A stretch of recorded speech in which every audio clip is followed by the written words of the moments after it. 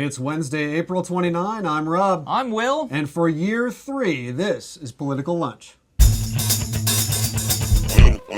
Welcome to The Lunch. Today was supposed to be all about two landmarks. First, the much-hyped conclusion of President Obama's first 100 days in office and the even more hyped 2-year anniversary of this very program. But, best laid plans and all that, yesterday this happened. Arlen Specter, Republican senator from Pennsylvania, decided to become Arlen Specter, Democratic senator from Pennsylvania, and by this morning he was being welcomed into the Democratic Party with open arms. Specter attributed his decision to what he described as the far-right policies of the Republican Party, saying that after 30 years as a GOP senator, the party platform is no longer in line with his views.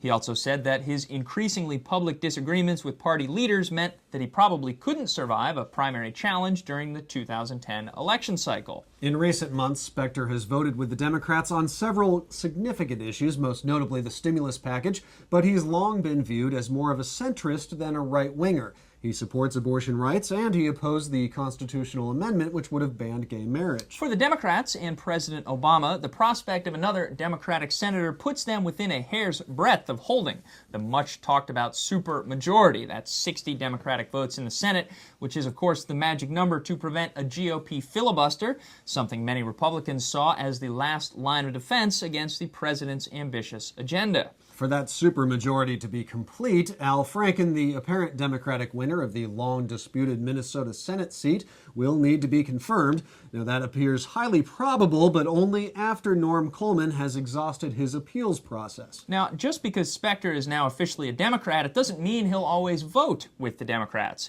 In a statement yesterday, Specter stressed his independence, and in many ways, not much has really changed in terms of guaranteeing passage of the Democrats' wish list. Regardless, though, Republican Party leaders are using the news of Specter's defection as a rallying cry for increased party unity. That's right. Today, RNC Chairman Michael Steele sent this blistering email to GOP supporters.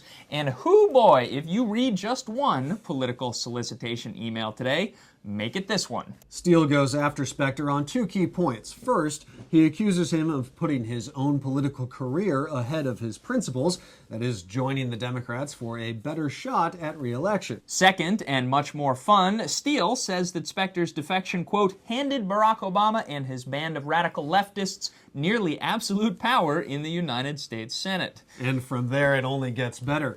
Quote, when Benedict Arnold defected to the British, George Washington didn't fold the tent and give up, Steele writes.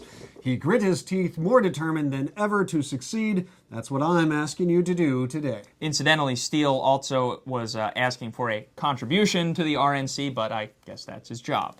So, Specter's now a Democrat, giving the Dems 60 votes in the Senate, probably. What else is going on today? We've got...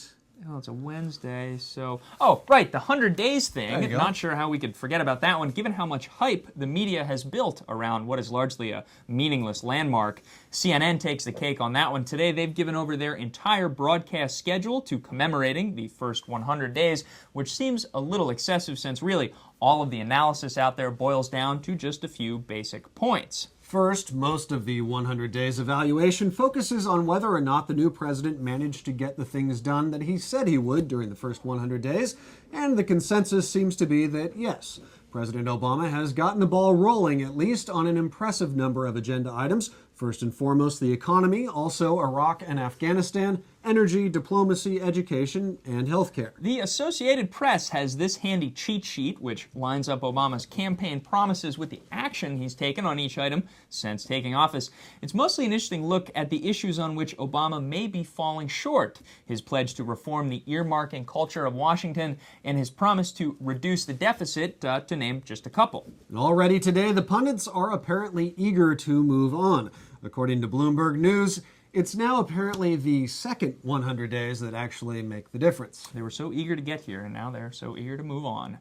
Well, that brings to a close this episode of The Lunch, on which we mark not just the president's first 100 days, but also our 2-year anniversary behind the Political Lunch anchor desk. It has been a privilege to bring you our particular take on the day's political news over the last couple of years, and we plan to keep at it just as long as you out there plan to keep watching. And before we go today, if you're curious about the change of mugs here on the desk, you should check out the 2 new shows we've been working on for the past couple months. First, there's The World of Sports as seen through the eyes of Matt Strack, who brings you his own unique perspective on sports culture each week on That Sports Show.